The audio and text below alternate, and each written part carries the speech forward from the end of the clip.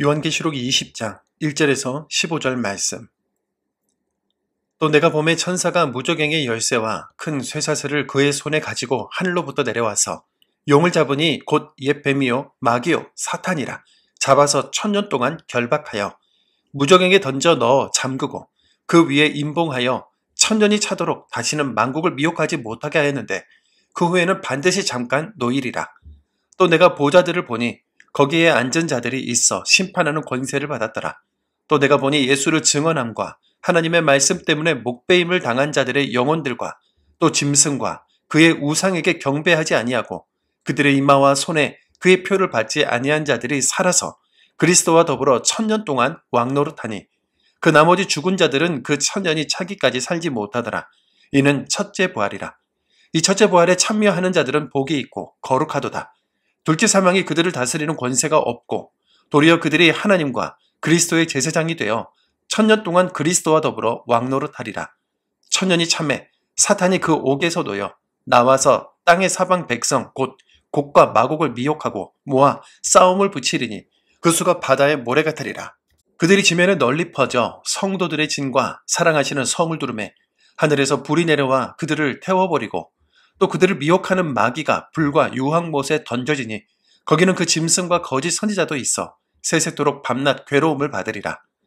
또 내가 크고 흰 보좌와 그 위에 앉으신 이를 보니 땅과 하늘이 그 앞에서 피하여 간데 없더라. 또 내가 보니 죽은 자들이 큰 자나 작은 자나 그 보좌 앞에 서 있는데 책들이 펴 있고 또 다른 책이 펴졌으니 곧 생명책이라. 죽은 자들이 자기 행위를 따라 책들에 기록된 대로 심판을 받으니 바다가 그 가운데에서 죽은 자들을 내주고 또 사망과 음부도 그 가운데에서 죽은 자들을 내주매 각 사람이 자기의 행위대로 심판을 받고 사망과 음부도 불못에 던져지니 이것은 둘째 사망 곧 불못이라. 누구든지 생명책에 기록되지 못한 자는 불못에 던져지더라. 아멘. 요한계시록 20장은 세계 역사 속에서 아직도 명확하게 정리가 되지 못한 본문 중 하나입니다. 바로 천년왕국이라는 개념 때문이죠. 본문을 묵상하면서 우리가 집중해야 할 것은 어떤 해석이 옳다, 그르다의 의미보다 나는 지금 무엇을 위한 삶을 살고 있으며 어떻게 살아가야 하느냐에 있는데요. 이 관점을 잃지 않고 끝까지 계시록을 완주할 수 있기를 소망합니다. 20장은 크게 4단락으로 나뉩니다. 첫째, 용의 결박. 둘째, 성도의 왕노릇. 셋째, 곡과 마곡의 전쟁. 넷째, 최후의 심판입니다. 먼저 용의 결박을 살펴볼까요? 천사가 무저갱의 열쇠를 들고 용을 결박하는데요.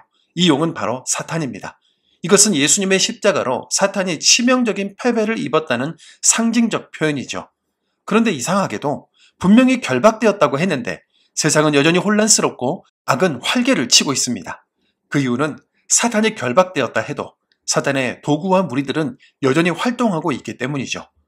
다음으로 성도가 왕노릇하는 기간을 보겠습니다. 사도 요한은 환상 중에 하늘 보좌를 봅니다. 거기엔 예수님을 증언하고 하나님의 말씀 때문에 목배임을 당한 자들, 즉 순교자들이 있었는데요.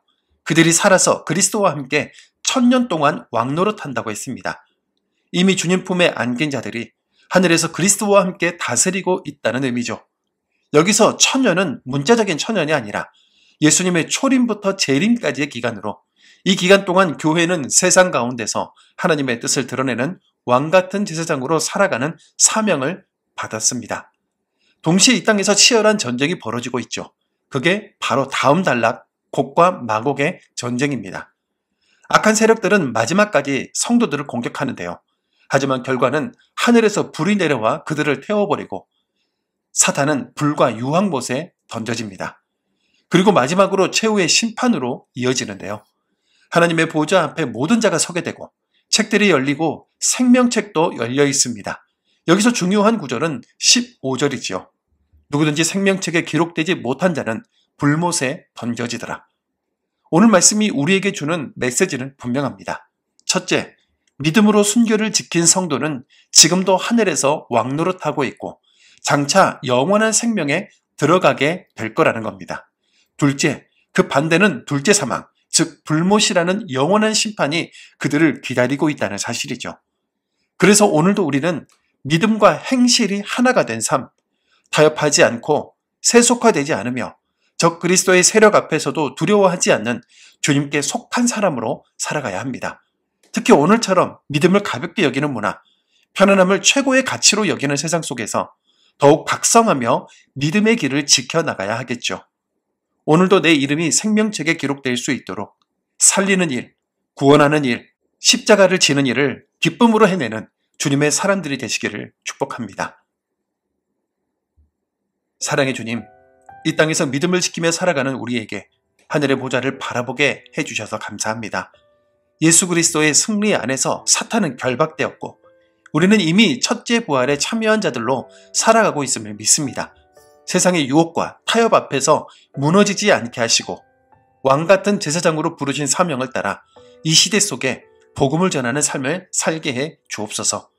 둘째 사망을 두려워하지 않게 하시고 영원한 생명의 소망 안에서 믿음으로 담대히 살게 하여 주옵소서. 예수님의 이름으로 기도드립니다. 아멘.